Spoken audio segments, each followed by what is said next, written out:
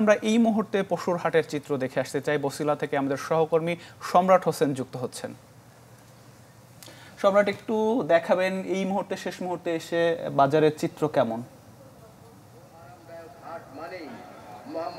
আতিক, আপনি নিশ্চয়ই দেখতে পাচ্ছেন যে আমার পেছনে যেই গরুটি রয়েছে সেটির দাম বলা হচ্ছে, দাম চাওয়া হচ্ছে 5.5 লাখ টাকা। কিন্তু এই খামারিরা যারা গরুটি নিয়ে এসেছেন কুষ্টিয়া থেকে, তারা বলছেন যে 2 থেকে 2.5 লাখ টাকা পর্যন্ত এই গরুটির দাম বলা হচ্ছে। সেক্ষেত্রে তাদের সাথে কথা বলছিলাম, তারা যেটি বলছেন যে তারা আসলে 5 লাখের কম তারা আসলে বিক্রি করবে না। সেক্ষেত্রে গত 2 দিন ধরে এখানে তারা অবস্থান করছেন, কিন্তু এই গরুটি বিক্রি করতে পারছেন না। আমরা খামারিদের সাথে কথা বলে যেটুকু জানতে পেরেছি, একই সাথে আমরা ক্রেতাদের সাথেও কথা বলেছি। তারা ক্রেতাদের চাহিদা মূলত মাঝারি থেকে ছোট গরুর, সেখানে দামের বিষয়টি বলা হচ্ছে 1 থেকে 1.5 লাখ টাকার মধ্যে আসলে ক্রেতাদের গরু কেনার যে চাহিদা সেটি সবচেয়ে বেশি। কিন্তু আমরা কিছুক্ষণ আগেও কয়েকজন খামারির সাথে কথা বলছিলাম যারা ব্রাহ্মণবাড়িয়া, কুমিল্লা এরকম জায়গা থেকে আসলে তারা গরু নিয়ে এসেছে। তারা বড় বিশাল আকৃতির সেই গরুগুলো, কিন্তু তারা আসলে তাদের যে কাঙ্ক্ষিত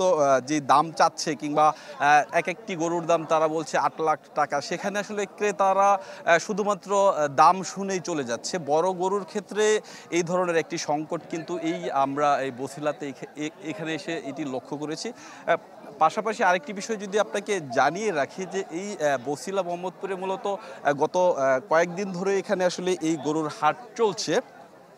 তো সেখানে আসলেই অবিকৃত আমরা এখানে এসে দেখেছি যে অনেক গরুই এখানে অবিকৃত থেকে যাচ্ছে এখন পর্যন্ত। সেক্ষেত্রে খামারিরা কিন্তু আমাদের সাথে কথা বলেছেন, তারা আসলে অনেকটাই হতাশা এ বিষয়ে। আতিক। জি সম্রাট, অনেক ধন্যবাদ আমাদের সাথে যুক্ত হবার জন্য। বছিলা থেকে কোরবানির পশুর হাটের খবর জানাচ্ছিলেন সহকর্মী সম্রাট হোসেন।